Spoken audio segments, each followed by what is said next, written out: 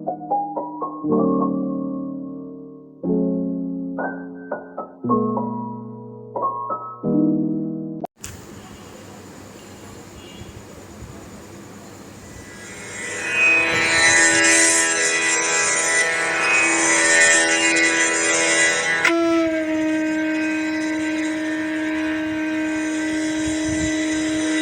অনিমেষ, কেমন আছো? ভাবছো এতগুলো বছর পর আমি কোথা থেকে? সেদিন তোমায় দেখলাম অনেকটা দূর থেকে, রাস্তা পার হবার সময়। গায়ে একটা হলুদ পাঞ্জাবি, হাতে বাজারের ব্যাগ, চোখে মোটা ফ্রেমের চশমা দেখলাম একটা। বেশ সংসারী লাগছিল তোমায়। তবু চিনতে এতটুকু সময় লাগলো না জানো। শুধু বয়সের ছাপে একটু মুড়িয়ে গেছো, কিন্তু গালে সেই খোঁচা খোঁচা দাড়ি আর ঠোঁটের পাশে ছোট কালো তিল, সেই নেশা লাগানো ঘোলাটে চোখ, সবটা এক আছে। কেবল চুলে পাক ধরেছে খানিকটা। মানে তোমার মনে পড়ে তুমি যখন বলতে চুল দাড়ি না কেটে তুমি রবীন্দ্রনাথ হবে? আমি কি রেগে যেতাম সেটা শুনে, মনে পড়ে? আমি শুধু ভাবি জীবনের এই 22টা বছর কিভাবে চলে গেল আমাদের দুজনের থেকে। সবই তো ঠিকই ছিল। হঠাৎ সে যেদিন তোমায় দেখলাম, সেদিন এক বর্ষার সন্ধ্যা, রাস্তাটা মরিচ বাতি দিয়ে সাজানো ছিল।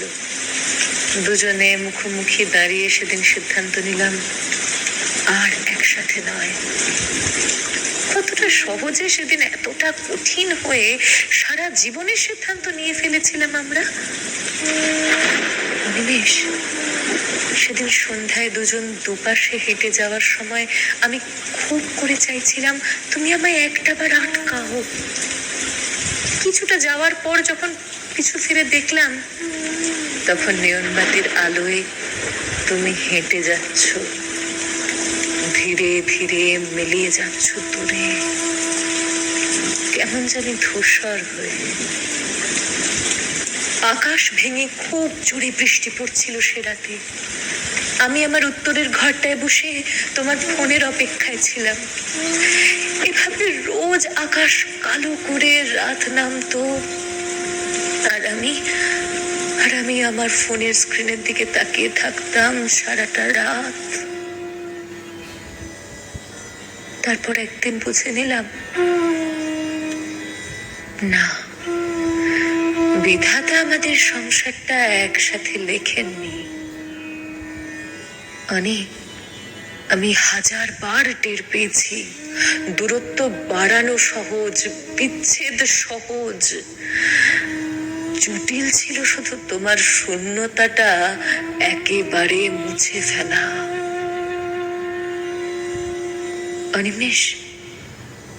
অনিমেষ, খুব চেনা রাস্তায় দীর্ঘদিন পরে হাঁটলে এক ধরনের অনুভূতি হয়।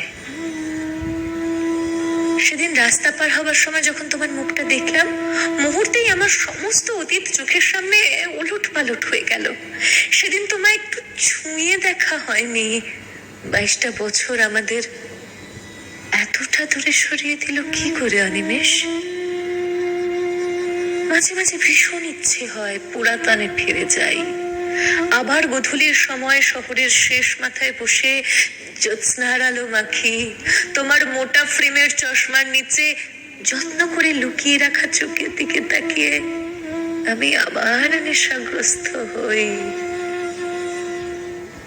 আচ্ছা অনি, তোমার সেই বইয়ের নেশাটা এখনো আছে? তুমি ভালোবাসতে বুদ্ধদেব গুহ আর আমি সমরেশ মজুমদার। সেই 18 কি 20 বছর বয়স তখন আমার। তারপরেই একদিন বসন্তের মতো জীবনে এলে তুমি। আমার এখন বয়স বেড়েছে অনি। মুখে কুঁচকানো চামড়া, চোখের নিচে কালো দাগ, তলপেটের মেদ, মাথায় কমে যাওয়া চুল, শরীরে রোগের বাসা প্রতি মুহূর্তে মনে করিয়ে দেয় আমিও কতটা বুড়িয়ে গেছি বয়সের তুলনায়। সবাই আমায় সান্ত্বনা দেয়, কিন্তু আমার মন বলে আমি আর বেশি দিন নেই। অনিমেষ, মৃত্যুর দরজাটা খুব কাছ থেকে দেখছি জানো। এখন এক একটা দিন আমার কাছে কেবল স্রষ্টার উপহার।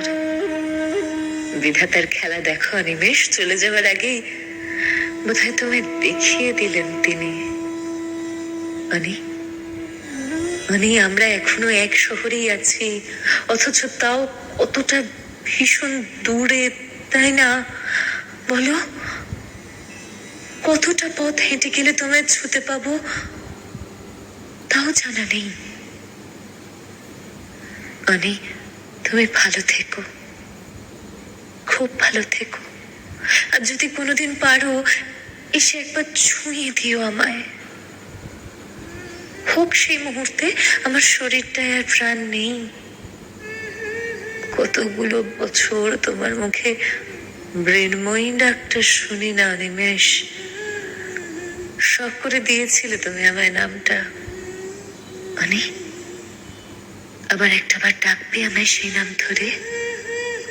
চোখ বোঝার আগে কেবল একটা বার এই ব্যস্ত শহরে কোনো এক ফিকে সন্ধ্যায় তোমার সেই পুরনো ঠিকানায় ফিরে আবার একটা বার, ভালোবেসে সখী ইতি তোমার মৃন্ময়ী। আমার নাম